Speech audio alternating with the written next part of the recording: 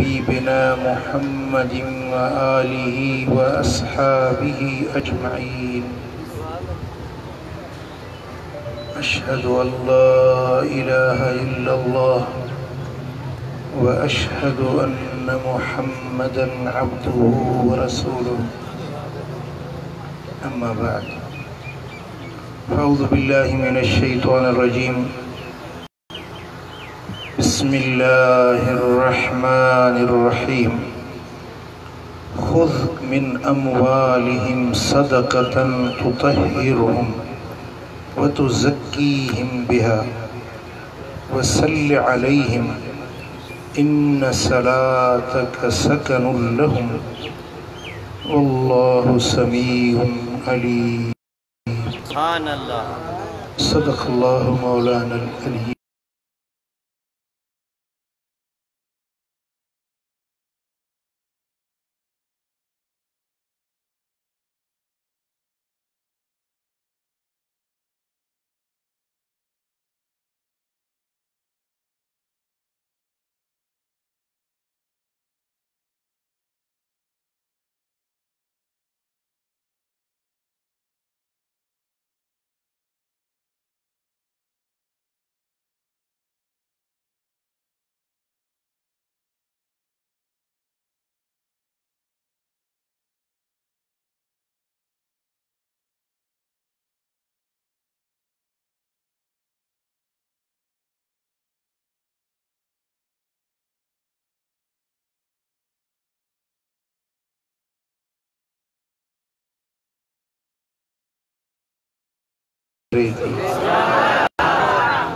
सच पुछो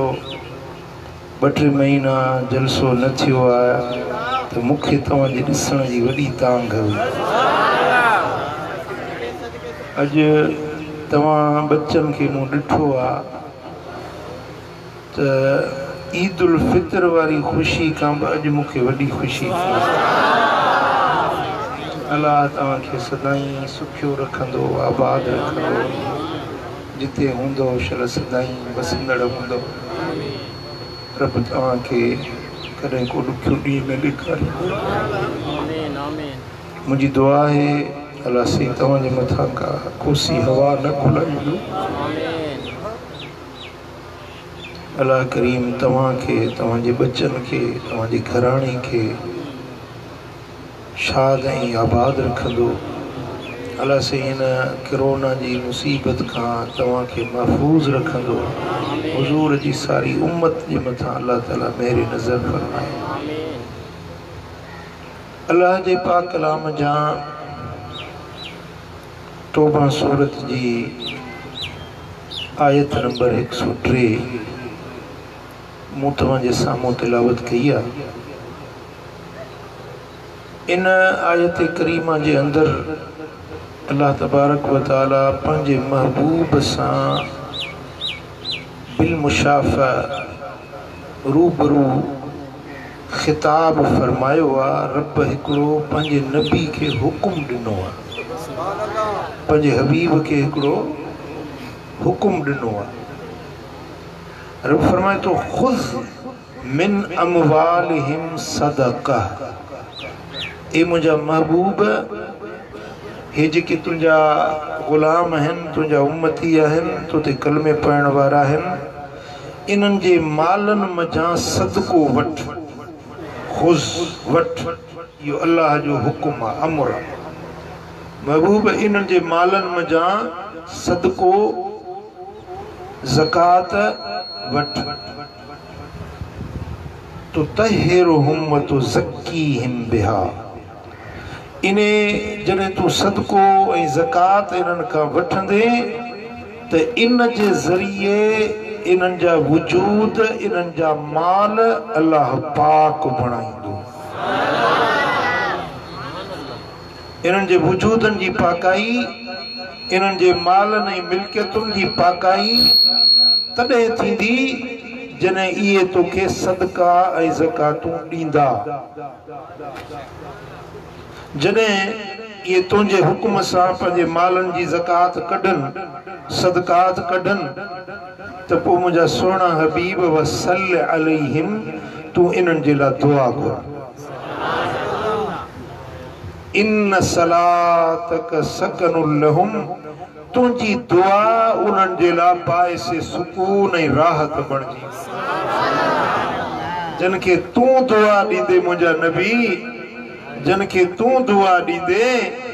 उन्हनि खे सुकून ई सुकून, राहत ई राहत, फरहत ई फरहत मिलंदी। वल्लाहु समीउन अलीम। ऐं अल्लाह ॿुधण वारो बि आहे त ॼाणण वारो बि आहे। जेकी तुंहिंजो हुकुम मञी सदकात ऐं ख़ैरात कढनि था, ज़कातूं पंहिंजे मालनि मां कढनि था, अल्लाह उन्हनि खे ॾिसे थो। जेके लवाइनि था या कीबाइनि था, अल्लाह उन्हनि खे बि ॾिसे थो। ऐं जो अमल उम्मती कनि था, अल्लाह उन्हनि खे ॼाणे थो। रब जे इल्म खां उहे ॿाहिरि न आहिनि। अल्लाह ताला जल्ल शानो जो इल्म उन्हनि खे मुहीत आहे। रब ॼाणे थो त कहिड़ा आहिनि जेके तुंहिंजो हुकुम मञनि था, कहिड़ा आहिनि जेके तुंहिंजे हुकुम खां कंधु कढाइनि था। इन आयत पाक जे अंदरि हुजूर जन हुकुम ॾिनो मदीने वारे साईं खे पंहिंजे सहाबनि जे लाइ, पर इहो हुकुम क़यामत ताईं उम्मत जे लाइ। जेकी बि अल्लाह तव्हांखे माल ॾिना आहिनि, अल्लाह तव्हांखे दौलत ॾिनी आहे, अल्लाह तव्हांखे कुशादगी करे ॾिनी आहे, त उन माल खे सिर्फ़ पंहिंजे ज़ाती गर्ज़नि ऐं मक़सदनि में इस्तेमाल न कयो, पर उन मज़ा अल्लाह जो हुकुम मञंदे, नबी सरदार जो हुकुम मञंदे, उन मां कुझु न कुझु सदको, ज़कात, ख़ैरात कढंदा कयो। सुभान अल्लाह। जॾहिं तव्हां पंहिंजे मालनि जी ज़कात कढंदो त तव्हां नबी सुहिणे जे दुआ जा हक़दार बणिजी वेंदो। जॾहिं नबी जी दुआ तव्हांखे मिलंदी त तव्हांजे लाइ सुकून ऐं राहत थी वेंदी। ऐं इहा ख़ैरात तव्हांजे वजूदनि खे बि पाक बनाईंदी, तव्हांजे मालनि खे बि पाक बणाईंदी। पूरे ध्यान कयो। इंसान खां ख़ताऊं थियनि थियूं, गुनाह थियनि था। ये गुनाह हिकिड़ी गंदगी आहिनि, गिलाज़त आहिनि। जीअं मिसलन कपिड़ा साफ़ सफ़ेद आहिनि, माण्हू रस्ते सां वञे थो, ओचितो का गाॾी लॻी, छेणो पियो हुयो, उहो छेणो लॻी पियो, कपिड़ा छेणनि में ख़राब थी पिया, त गंदगी आहे न, कपिड़ा गंदा थी विया न। छेणो लॻी पियो, गप चिक लॻी वई, कपिड़ा ख़राब थी विया, पर इन्हनि कपिड़नि खे वरी जे धोइजे त साफ़ थी वेंदा। सुभान अल्लाह। बदन खे गंदगी लॻी वञे, वरी जो उनखे धोइजे त उहो पाक थींदो, साफ़ थींदो। असां जेकी गुनाह कयूं था, इहे असांजे वजूदनि ते गंदगी ऐं गिलाज़त आहे। पराई औरत खे ॾिसण इहा गंदगी आहे, चोरी करण इहा गंदगी आहे, ज़िना करण, शराब पीअण, बुराई जा कम करण इहा गंदगी आहे, इहा गिलाज़त आहे जेका बदननि खे लॻी पवंदी आहे। पर जेॾी महिल बानो ज़कात ऐं ख़ैरात कढंदो आहे त इहा गुनाहनि जी गंदगी रब धोई साफ़ करे छॾी।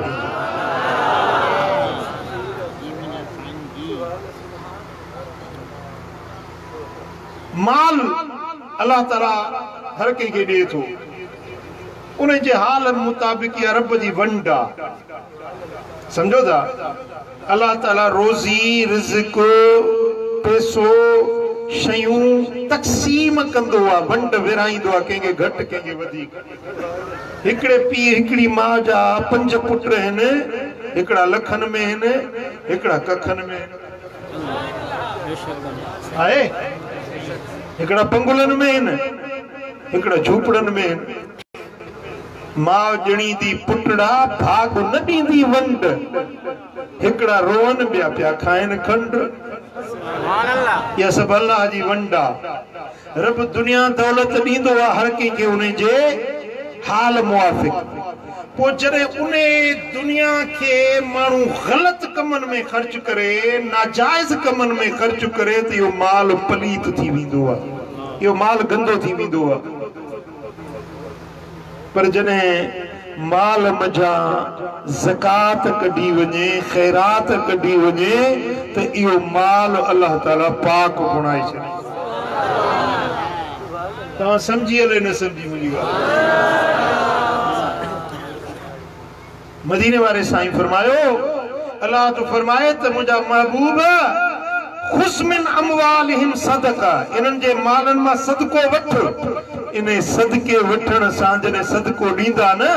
खैरात दींदा न ज़कात दींदा न त पो तो तहिरहुम तु ज़कीहिम बिहा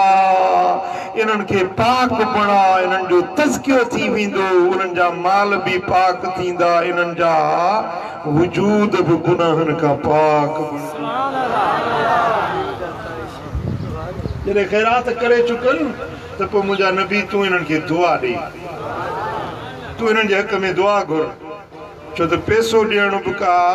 हर कंहिं जी ॻाल्हि न हूंदी आहे न या दिलि जी ॻाल्हि हूंदी आहे खैरात करण हर को न कंदो आहे वाइज़ हर को ॿुधी पोती छंडियूं वेंदो पर खैरात करण वारे जे लाइ दिलि खपंदी आहे दादू जो हिकिड़ो फ़क़ीरो मूंखे पियो चवे कि मुंहिंजे पाड़े में वॾो ज़मींदार आहे बटाई कई मूंखे ज़ाती ख़बर मुंहिंजो पाड़ेसरी हुयो 5 लख रुपया खणी आयो 5 लख रुपए जो अन्न खपाई 5 लख रुपया घर खणी आयो 2 ॾींहं गुज़रिया त मूं वटि आयो मूंखे चई त हाजी गुलवंती हो मूंखे 5000 उधारा खपनि ॾींदे ज़रूरत आहे मुझे हे 3 ॾींहं तूं 5 लख जो अन्न खपाया आहिनि उहे 5 ॿधा आहिनि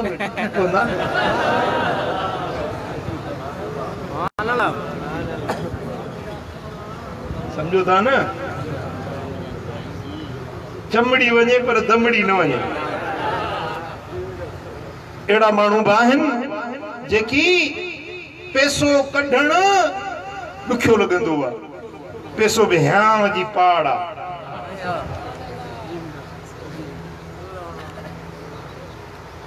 मुझा महबूब जेकी खैरात कन था जेकी ज़कात अदा कन था सदकात अदा कन था मुझा महबूब सल्ल अलैहिम तू इनन जे मथा दुआ घुर इनन जे लाइ जने तू हथ खणंदे तू इनन जे लाइ दुआ घुरंदे इन सलातक सकनुल लहुम तुंजी दुआ उनन जे लाइ सुकून ऐं राहत जो सबब थींदी इनन जा वजूद पाक थींदा इनन जा माल भी पाक थींदा इनन जे दिलुन के सुकून ऐं राहत ऐं फरहत नसीब थींदी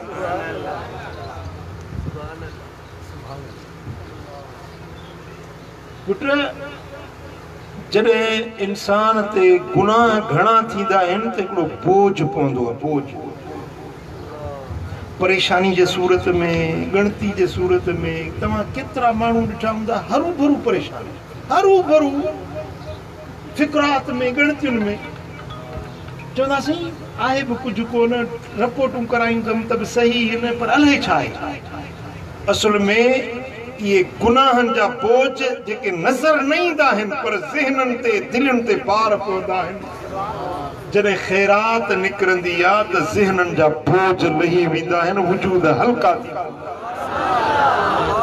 तव्हां वञी आज़मायो तव्हां वञी परखे ॾिसो मुंहिंजी ॻाल्हि खे मामूली न सम्झिजो तव्हां वञी इन ते अमल करे तव्हां इन जो अमली मुशाहिदो पंहिंजे अखियुनि सां वञी ॾिसो ऐं मुलाहिज़ा कयो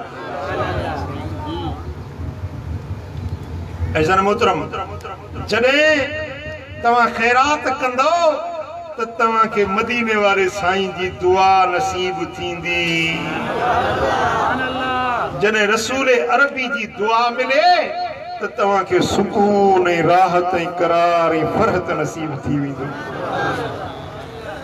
सुभान अल्लाह जेरीमल तमाम जा को भी खैरात तो करे या सदको तो करे तबरानी शरीफ में हदीस आ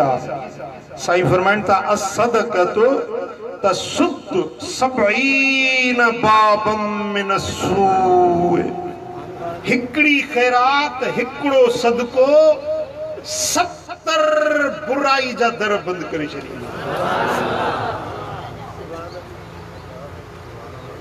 मां हदीस वरी तो पढ़ा सबक याद भी है यहाँ वते डप जमी विया आहिनि। सलाद पढ़णी विसरी वई अथव चवां तो सलाद पढ़ो तो वात में मुंग विझूं वेठा आहियो। अञा जे इहो कोरोना 2-3 महीना हलियो त तव्हां को निमाज़ भी विसरी वेंदी। पढ़ो सलाद।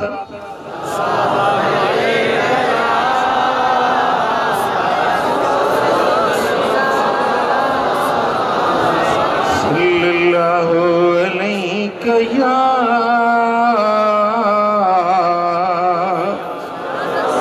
रसूल अल्लाह।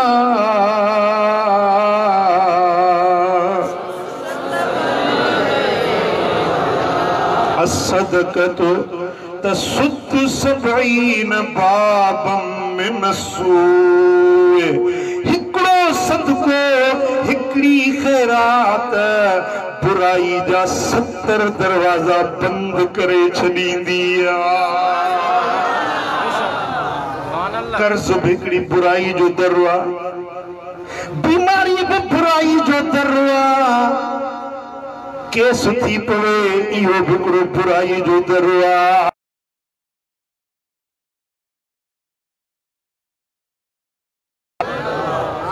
बाह में सड़ी पवे घर,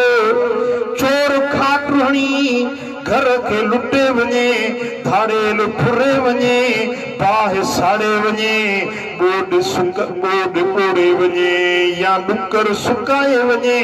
ये सब बुराई जा दर आहिनि। हिकड़े सदके जे करण सां तव्हांजे लाइ 70 दरवाजा बुराई जा रब पाण बंद करे छॾे।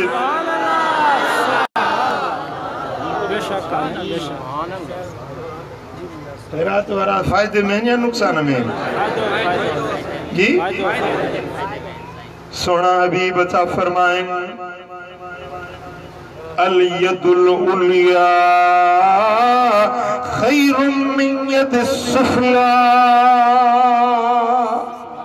हेठे हथ खां मथियों हथ भलो आ। मथियों हथ खैरात ॾींदो आ, हेठियों हथ खैरात वठंदो आ। साईं फरमाइनि था ॾियण वारो हथ वठण वारे हथ खां भलो हूंदो आ। वब्दा बिमन तऊल। जॾहिं तव्हां खैरात कयो त शुरूआत पंहिंजे घराणे खां कयो, पंहिंजे बच्चनि खां कयो। जेको तव्हांजो अयाल आ, घर जा भाती आहिनि, पहिरीं साल जी ज़रूरत पूरी कयो, पुटनि जी ज़रूरत पूरी कयो, न्याणियुनि जी संभाल लहो, भाइरुनि जी मदद कयो, भेनरुनि जी मदद कयो, पंहिंजी चाची मामी सौट मासात मलवेर पुफाट मारोट जेतिरा बि वेझा रिश्तेदार आहिनि उन्हनि जी मदद कयो। उन खां पोइ ग़रीब मिस्कीन यतीम बेवा लाचार मुहाजिर मिस्कीन मुसाफिर परदेसी पोइ उन्हनि जी संभाल बाद में लो। पहिरीं पंहिंजे घर वारनि पंहिंजे घराणे वारनि जी संभाल लो। असां भी पुछो या रसूल अल्लाह भली खैरात कहिड़ी आहे? साईं फरमायो अहिड़े रिश्तेदार खे ॾियो जेको तव्हां सां दिल में लिकल दुश्मनी रखण वारो आहे। सड़ंदो वते तव्हां सां, तव्हांजो अछो कपिड़ो सही नथो सघे, आहे बि माइट रिश्तेदार, पर तव्हां सां हसद रखे छो? तव्हां खैरात कयो त पहिरीं उन्हे खे ॾियारे मोकिलियो। चंगा कन चंगायूं मदायूं मदन जो वड़ जुड़े जनसी सो वड़ से कन। हर के जो पंजो बड़ो हुंदो आहे न चंगा चंगायूं कंदा आहिनि बुरा बुरायूं कंदा आहिनि तव्हां फ़कीर चंगा आहियो तव्हां हर कंहिंसां चंगाई करण वारा हूंदो चओ सल्लल्लाहु अलैहि कया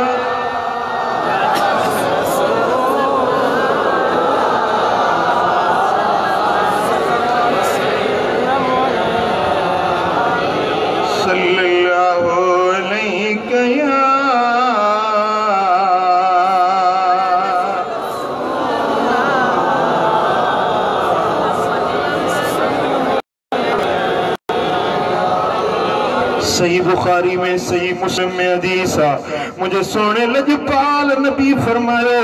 मन तसद्दक बिइदल तमरतिन मिन कसबिन तय्यब जेको पाक कमाई मजा हलाल कमाई मजा हिकड़ी खजूर जी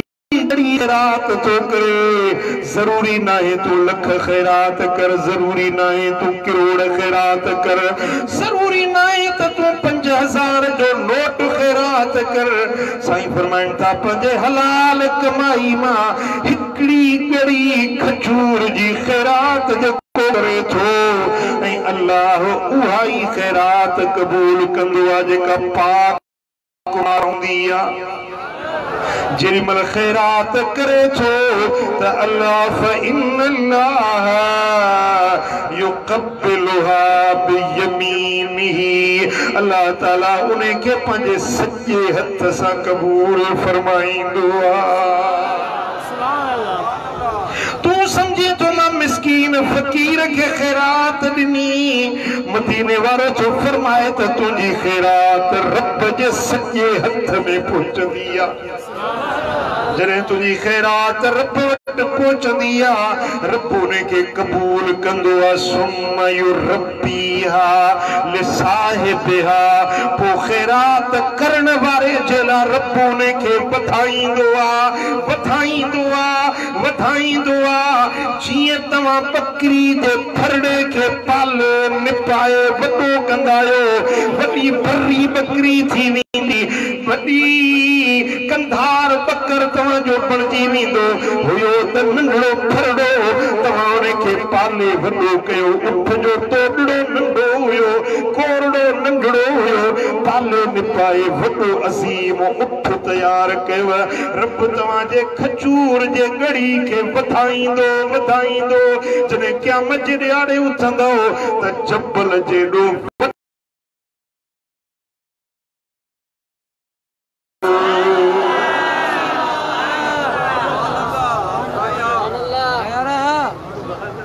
खैरात हुजे हलाल माल मां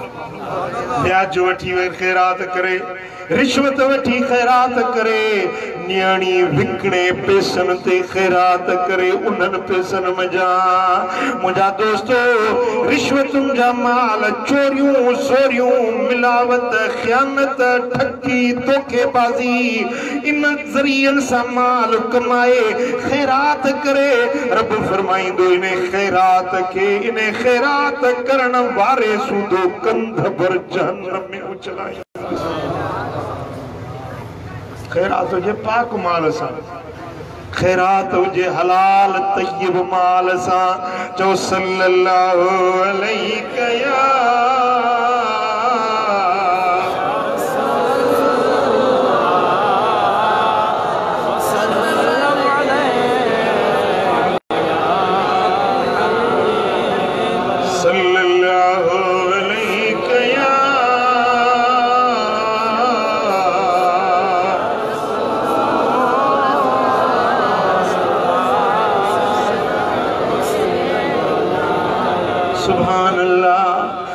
सोना हबीब था फरमाइन लअयत सद्दकल मरउ फी हयातिही बिदिरहमिन खैरुल लहू मिन अन यतसद्दक इंद मौतिही बिमिअतिन पंजे जिंदगी में चाका चंगो भलो आ जेको हिकड़ो रुपयो खैरात करे यो हिकड़ो रुपयो उन्हनि 100 रुपयन का भलो जने बीमार थी वने मरण जे वेझो अचे जे हाणे 100 रुपया तो खैरात कया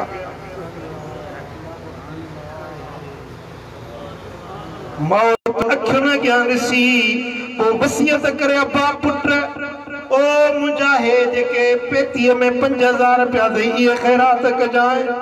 इहे तुंहिंजा 5000 इहे 5 लख उन रुपए जे बराबर न आहिनि जेके चाक चङो भलो ई सेहतमंद ई जेके पंहिंजे हथनि सां ख़ैरात सम्झो था ॻाल्हि खे अॼु माण्हू ॾाढा परेशान आहिनि रोज़ी में तंगी आहे मां तव्हांखे गुर थो सेखारियां बरकत जो गुर थो सेखारियां कुशादगी जो चाहियां थो मुंहिंजो को बच्चो परेशान न हुजे तव्हां जेकॾहिं पंहिंजूं परेशानियूं लाहिण चाहियो था जो कुछ रब ॾिनो आहे उन मां अल्लाह जे नाले जो हिस्सो ख़ैरात कढो रजे कर्ज़ी आयो रब कर्ज़ लाहे छॾींदो आहे जे बीमार आयो रब तव्हांजो बीमारियूं लाहे छॾींदो जे मुश्किल में आयो रब तव्हांजूं मुश्किलातूं टारे छॾींदो असदक़त तदफ़उ मीतत सू इमाम तहावी रिवायत वाणे त सदको खैरात बुरे मौत खां बचाईंदी आहे तेरे मुड़े ध्यान कयो हिकड़े माण्हू के कोरोना लगी डॉक्टर तो चवे त मूं हिन में एक किताब लिखियो आहे कोरोना जा कलूर ये वठिजो हे पढ़जो हिन में कोरोना छा आहे छो आई आहे उन जा असबाब कहिड़ा आहिनि इलाज कहिड़ा आहिनि सभु हिन में लिखियल आहे डॉक्टर चयो त हिकिड़े माण्हू खे कोरोना लॻी उन कोरोना वारे चयो त मां बस मरी वेंदुसि बचंदुसि कोन आखिरी वक्त में पंहिंजा बच्चा ॾिसां घरवारी ॾिसां ज़िंदगी जन्म गुज़ारियो अथमि घरवारी सां बच्चनि खे पंहिंजो निभायो अथमि हाणे मरण महिल मुंहिंजी आख़िरी ख़्वाहिश आहे त मरण खां अॻु में पंहिंजे बच्चनि जी आख़िरी ज़ियारत कयां असां चयो भई तूं कोरोना में मुब्तला आहीं तुंहिंजा ॿार जेकॾहिं ईंदा ज़ाल ईंदी तोसां मिलंदा थी सघे त उन्हनि खे कोरोना लॻी वञे तंहिंजे करे इहा तुंहिंजी फरमाइश पूरी न थी सघंदी डॉक्टर चयो त हू रोअण लॻो बच्चनि सां दिलि हुई ज़ाल सां दिलि हुई डॉक्टर चयो हुनजे रोअण खे हुनजे आजिज़ी खे ॾिसी मूंखे रहम अची वियो पोइ मूं हीअं कयो जो उन मरीज़ खे हिकिड़ो अहिड़ो लिबास पारायुमि जंहिंसां कोरोना फैलिजे न ऐं उन सॼे कमरो जंहिंमें उहो मरीज़ हुयो उन कमरे खे मूं सैनिटाइज़र कयो ऐं अहिड़ो उन में स्प्रे वग़ैरह कयो जीअं को वेझो अचे त उनखे इहो मर्ज़ न लॻे पोइ मूं उन जे पुटनि खे फ़ोन कई उनजी घरवारी खे फ़ोन कई भई तव्हांजो मरीज़ हाणे मरण खे वेझो आहे रोए थो चए थो मां ज़ाल खे ॾिसां बच्चनि खे ॾिसां मूं सॼो इंतज़ाम कयो आहे तव्हां हाणे अचो उन सां मिलजो न रुगे बि ॾिसो हू तव्हांखे ॾिसण थो चाहे ज़ाल चयो त मां न वेंदसि मतां मूंखे कोरोना लॻी वञे पुटनि चयो त असां न वेंदासीं मतां असांखे कोरोना लॻी वञे मूं हुन मरीज़ खे चयो भा तुंहिंजो पुट नथा तोखे ॾिसणु चाहिनि तुंहिंजी ज़ाल तोखे ॾिसणु नथी चाहे हुन ओछगार ॾेई रुनो चई मारू मिट मली रजा सभई परखियासूं जे ज़ाल जे लाइ मूं ज़िंदगी गुज़ारे छॾी लोड़े लोचे घर ठाहियम मिल्कियतूं जोड़ियम पंहिंजे बच्चनि जे लाइ मां पंहिंजी निंड आराम फिटाया बचन जेला हर शे जोड़म अजो आखिरी लम्हो आ बच्चा मुखे मुंह भी दिसण नथा अचन मूं त समझो हुयो त मुंहिंजा बच्चा मुंहिंजा सिर घोरींदा मूं समझो हुयो मुंहिंजी ज़ाल मुंहिंजी वफ़ादार पर अॼु ख़बर पई त मिट माइट मारुड़ा केरु बि वफ़ादार नाहे दुख भाई थियण वारो नाहे डॉक्टर चयो त मूं उनजे पुटनि खे ज़ाल खे समझायो भई मां डॉक्टर आहियां ऐं मां त सही थो ॾियारियां तव्हांखे कुझु बि न थींदो ज़िम्मो मुंहिंजो आहे मां ज़िम्मो खणा थो मूं सॼो इंतज़ाम कयो आहे उहो जरासीम तव्हांखे न लॻंदो मूं कमरे खे साफ़ करायो आहे हुनखे अहिड़े लिबास में बंदि कयो आहे जो उन जो जरासीम तव्हां ॾे मुंतकिल न थींदा हुनजी ख़्वाहिश आहे हिकिड़ो पहिरों तव्हांखे ॾिसण थो चाहे कमरे में अंदरि न अचो दरी आहे उन दरी खां ॿाहिरि बीहो तव्हांखे आख़िरी मरण खां अॻु में ॾिसण मां न ईंदसि मतां मूंखे कोरोना लॻे पुटनि चयो असां न ईंदासीं डॉक्टर चयो मां उन्हनि खे मिंठूं कंदो रहियुसि आख़िर फोन बंदि करे छॾियो जे मरे त मरी वञे पर असांखे पंहिंजो सिर प्यारो पियो पुट प्यारा मादर सब सोट साला ख्वाह बिरादर सब कंदई कान वफा गाल ज़ाहिर सब कंदई कान वफा गाल ज़ाहिर सब भजी तो खां थींदा सब बेज़ार यदार न दम धणीअ खां तू धार यदार न दम धणीअ खां तू धार यदार मुझे ज़िक्र इलाही गुज़ारे अदा रोन दम धणीअ हो रही महबत नाहे अज़ीज़न में सगन सोटन चाचन करीबन में सजन दोस्त प्यारन शफीकन में आहे मतलब जो हर को यार अदार न दम धणीअ जने असीज़न जे ला लोड़ी थो मिल्कियतूं थो ठाही बंगलो ठाहियां बनी धारियां मरंदे त इहे बनियुनि जा मालिक तोखे ख़त में सां बि कोन यादि कंदई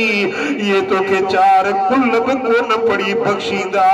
उहो अदा या जेका दौलत पोइ छॾियूं थो वञी या कहिड़े कम जी महिनत तूं करी नफ़ो उहे वठंदा जेके तुंहिंजे लाइ रती बराबरि बि तुंहिंजा दर्दमंद न आहिनि तुंहिंजा ॾुख भाई न आहिनि तुंहिंजी दौलत उहा आहे जेका खाधई ऐं अॻिते रब जे खज़ाने में जमा कई मुझा सोना हबीब मदीने वाला साईं था फरमाइन मा मिनकुम मिन आदिन इल्ला सुयसल्लिमुहु रब्बुहु तमामा को भी मानू नाहे पर उन्हें सां ॻाल्हाईंदो हर मानू सां रब ॻाल्हाईंदो लैस बैनहु व बैनहु तर्जुमान विच में को तर्जुमान न हूंदो जो हे ॻाल्हाए रब ॿुधे रब ॻाल्हाए उहो ॿुधी वरी ॿुधाए न विच में तर्जुमान न हूंदो रूबरू तू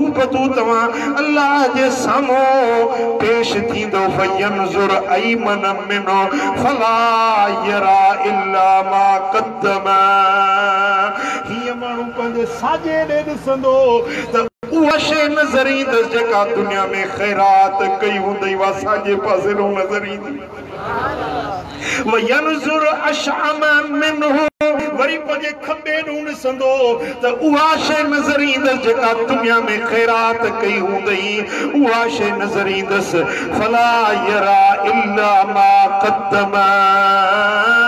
जेका दुनिया में खैरात अगते मोकली उहा साजे खाबे उहा ही नजर ईंदस व यनजुर बैन यदैहि फला यरा इल्ला नार तिलका वजही। साईं फरमाइनि था जी अगते वधंदो सामो ॾिसंदो त जहन्नम जी बाहि फड़कदे नजर ईंदस। दोज़ख जूं जिभियूं दोज़ख जा बाहि जा फड़का अखियुनि सां ॾिसंदो। साईं फरमाइनि था फत्तकुन नार वलो बिशक तमरा। पंहिंजे चेहरे खे जहन्नम खां जे बचाइण था चाहियो त खैरात कयो खैरात कयो खैरात कयो। ॿियो कुझु बि न अथव खजूर जी कड़ी खैरात कयो जहन्नम जी बाहि खां बची वेंदो।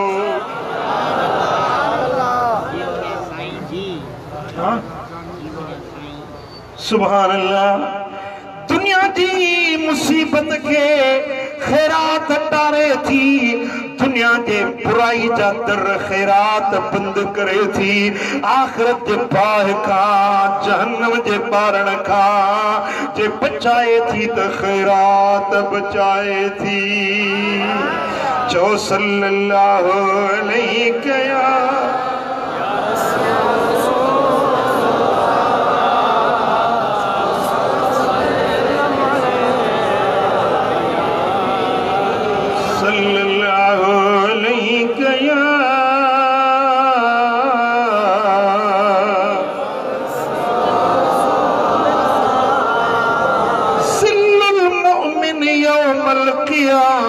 सदकतू। क़यामत जे ॾियारे में माण्हू जो सायो मथो सिज हूंदो न गिराट जेतिरो तपश ऐं गर्मी में माण्हू पखर में ॿुॾंदा छपर छांव शामियानो न हूंदो। पर जे दुनिया में खैरात कई इहा उन जे मथां छा खैरात जी। सुभान अल्लाह। साईं फरमाइनि था असदक़तु तदफ़उ मीतत सूए। खैरात बुरे मौत खां बचाईंदी आहे। हिकिड़ो माण्हू कोरोना में मरी वियो लाश मालिकनि खे न ॾिनऊं। लाश हुन जो भई उन लाश के जेको हथ लाइंदो उन के कोरोना थींदी। लाश के प्लास्टिक में वेड़ियूं जनाज़ो उन जो ॿिनि माण्हुनि चइनि पढ़ियो हले न पढ़ियो खणी आया प्लास्टिक में वेड़े उन जी सामी इस्लामी तरीके मुताबिक कब्र में खोटियूं। हर कंहिंखे डपो आहे त मतां या कोरोना जी वायरस मूंखे न लॻी वञे हीअं खॾ खोटे पोइ उन लाश खे वॾे प्लास्टिक जे मथां रखियूं। उन प्लास्टिक खे 6 फुट हेॾो परते ॿिनि माण्हुनि वरितो जी उन लाश के भी वेझो न वञनि। पोइ उन प्लास्टिक में वेड़ियल लाश के ईअं खणी उछलायूं खॾ में। इहो कहिड़ो मौत आहे जंहिंमें इस्लामी तरीक़े मुताबिक न जनाज़ो नसीब आहे न कब्र नसीब आहे न कफन नसीब आहे। अल्लाह शला एड़े बुरे मौत खां बचाए। साईं फरमाइनि था सदका कयो खैरातूं कयो असदक़तु तदफ़उ मीतत सूए। खैरात तव्हांखे बुरे मौत खां बचाईंदी। हाँ जो कुछ रब ॾिनो आहे जरूरी ना है तो तव्हां वॾी का खैरात कयो या देगियूं भत जूं चाढ़ियो न। साईं फरमाइनि था सोना हबीब फरमाइनि खैरुन नास मुमिनुन फकीरुन युती जुहदहु। सभिनी माण्हुनि मां भलो मुंहिंजो उम्मती भलो माण्हू उहो अथव जे वटि कुझु बि न आहे मज़दूरी कयई पोरियो कयई उन पोरे मज़ा जेका मज़दूरी मिलियसि उन मज़ा थोरा पैसड़ा मुंहिंजे नाले ते खैरात करे। जो मुंहिंजी उम्मत में सभिनी खां भलो आहे। सॼो ॾींहुं मज़दूरी कयई मजूर घणा तो वठे जी 500 रुपया मिलिया 500 मजा ये कहीं जो 490 रुपया पान रखी 10 रुपया कड़े गरीब के नहीं छे पंजे कमाई मजा पखर जे मजा ये 10 रुपया के खैरात कयई साईं फरमाइण था त इहो मुझी उम्मत में सभिनी का भलो मानू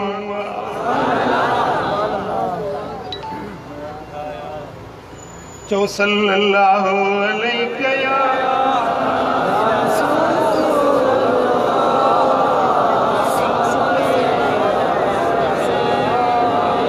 भला जे इएं भी नथा कयो एतिरो भी नथो पुजे पोइ हीअं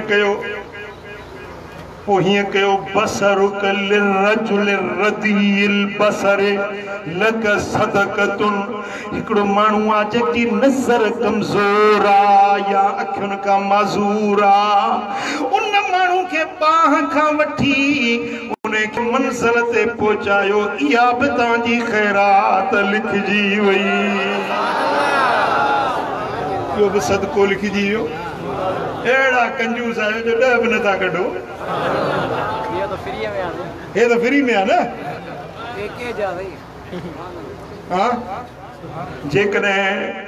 तव्हां 1000 लख नथा ख़ैरात कयो 10 रुपया भी नथा ख़ैरात कयो के अंधड़े के वठी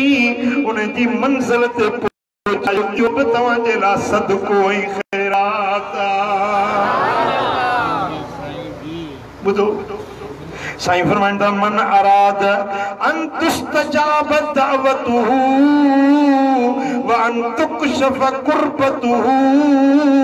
फलयुफर्रिज अन मुअसिरिन जेको माण्हू चाहे थो त उनजी दुआ कबूल पवे आप चाहो था नथा चाहो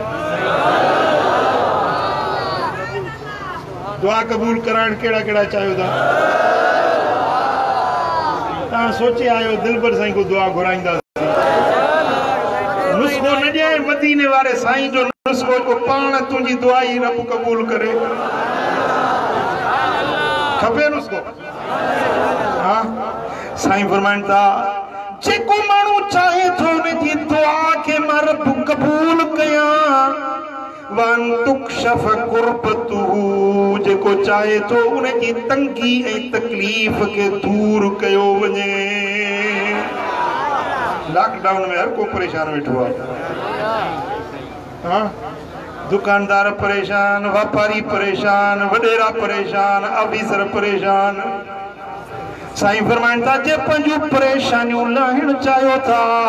फलयुफर्रिज अन मुअसिरिन त जेको परेशान हाल ॾिसो तव्हां उन जी परेशानी लाहियो रब तव्हांजूं परेशानियूं लाहे छॾींदो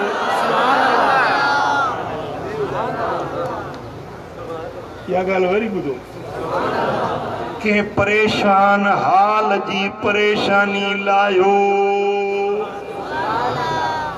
रब तव्हांजी परेशानी लाहींदो रब तव्हांजी दुआ के कबूल कंदो हिकड़ा त अहिड़ा चंड आहिनि जे हरू भरू बि ॿियनि खे परेशान कंदा आहिनि टेंशन लेने की चीज नहीं देने की चीज है हम टेंशन लेते नहीं देते निभागा थुक कई घणी ॿियनि खे टेंशन ॾे इनके पंहिंजी बहादुरी तो समझे इनके पंहिंजी पहलवानी तो समझे के मुसलमान के टेंशन दिया जेको ॿिए खे परेशान करे थो रब उन जी कॾहिं बि परेशानियूं न लाहींदो इहो दुनिया में परेशान खारींदो आखिरत में भी परेशान हूंदो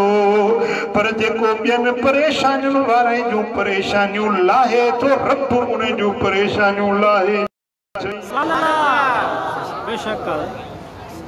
इहा त मुफ़्त जी ॻाल्हि आहे न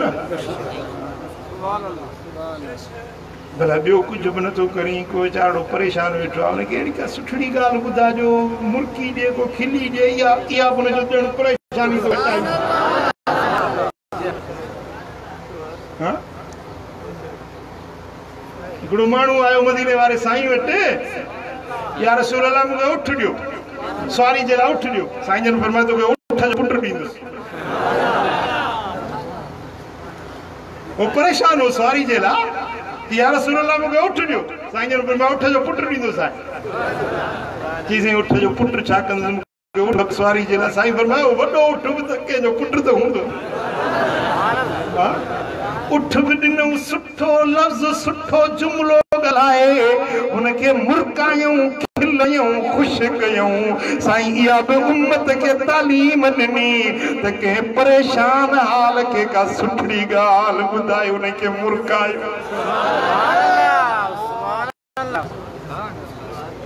हाँ कॾहिं कॾहिं मूं वटि माण्हू ईंदा आहिनि के सुठी ॻाल्हि कंदा आहिनि त मां ख़ुशि थींदो आहियां ऐं दिलि ई उन्हनि खे दुआ ॾींदो आहियां हिकिड़ा वरी सदोरा अहिड़ा ईंदा आहिनि अहिड़ी अचे मूं सां ॻाल्हि कंदा जो रहंदो ई मूंखे परेशान करे ईंदा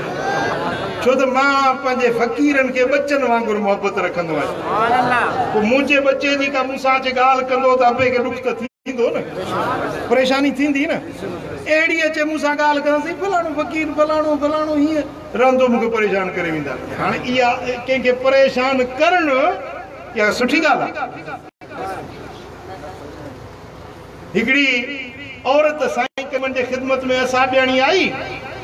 पाण फरमायो तूं कंहिंजी घरवारी तुंहिंजो मुड़ुसु कहिड़ो आहे चईं फलाणो असां बि जेको आहे न इहो मुंहिंजो मुड़ुसु आहे पाण फरमायो तुंहिंजो मुड़ुसु उहो आहे जंहिंजे अखियुनि में अछाण आहे भाई सोच अची वई मुझे मुड़ुस जे अखियुनि में अछाण कीअं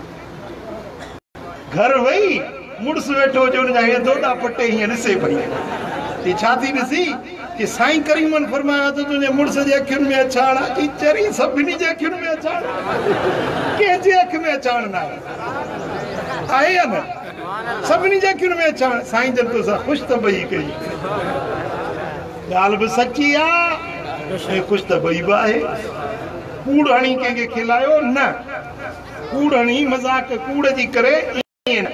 ॻाल्हि बि सची हुजे ख़ुशि त ॿई बि थी वञे कंहिं मुरझायल चेहरे खे खिलायो इहो बि तव्हांजे लाइ अल्लाह ताला तव्हांजूं दुआऊं क़बूल कंदो तव्हांजूं परेशानियूं लाही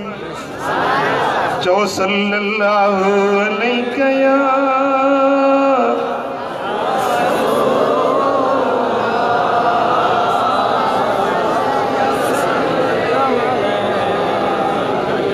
मोहब्बत सां पढ़ो सल्लल्लाहु अलैहि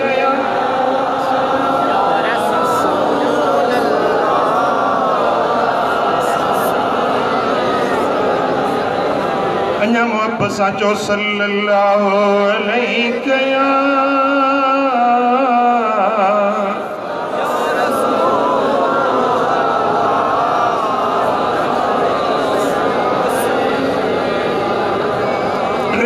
नुस्खा ॿुधाईंदो सां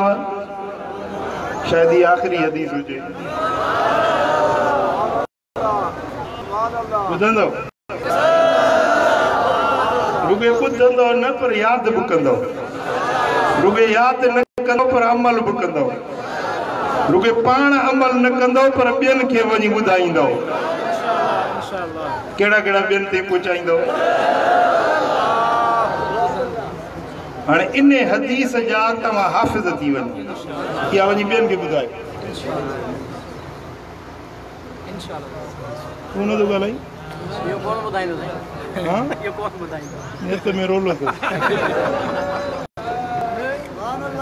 ॿुधो हिकिड़ो नुस्ख़ो आहे तव्हांजे माल जे हिफ़ाज़त जो तव्हांजो माल तव्हांजो पैसो चोर जी चोरी खां धाड़ जे फुरण खां बाहि जे सड़न खां ॿोॾ जे ॿुॾण खां चोर जे चोरी करण खां लुट फुर खां हर तरह सां तव्हांजो माल महफ़ूज़ थी वेंदो हिकिड़ो इहो नुस्ख़ो आहे थोरा अथव या घणा अथव पर महफ़ूज़ त हुजनि न ॿियो नुस्ख़ो आहे केड़ी भी बीमारी हुजे उन जो इलाज तवा के मदीने वारे दिनो हर मर्ज जी दवा हर दर्द जी दवा हर बीमारी का शिफा खपे जी ऐं टियों नुस्खो हर मुसीबत के टारण वारो हिकड़ो नुस्खो माल जी हिफाजत जो ॿियो नुस्खो हर बीमारी का इलाज जो टियों नुस्खो हर मुसीबत के टारण जो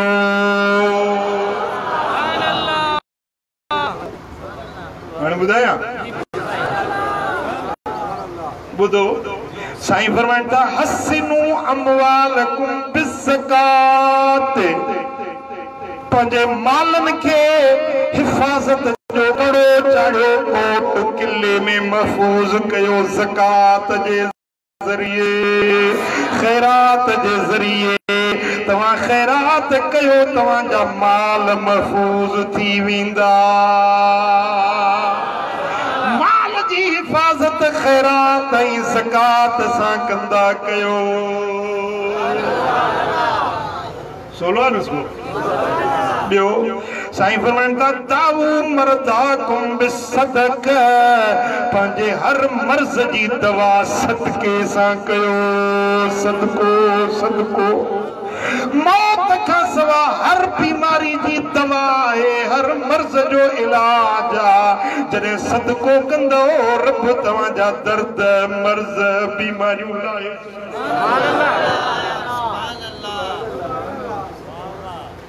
वअइदू लिलबलाइ दुआ मुसीबत हर गम हर दुख हर परेशानी हर मुसीबत टारण चाहो था त दुआ गुरु दुआ दुआ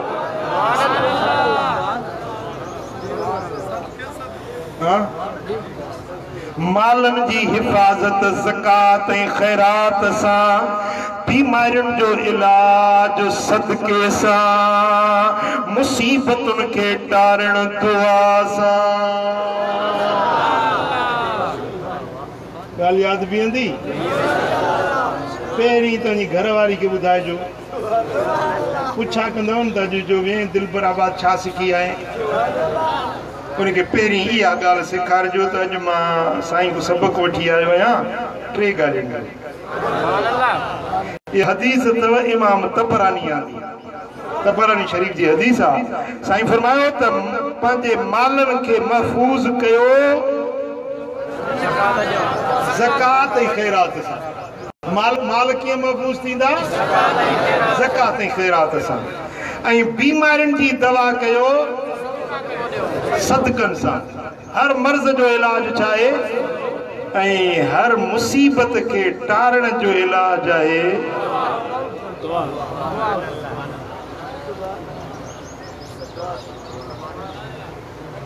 हिकिड़ो ज़कात जो सदको टियों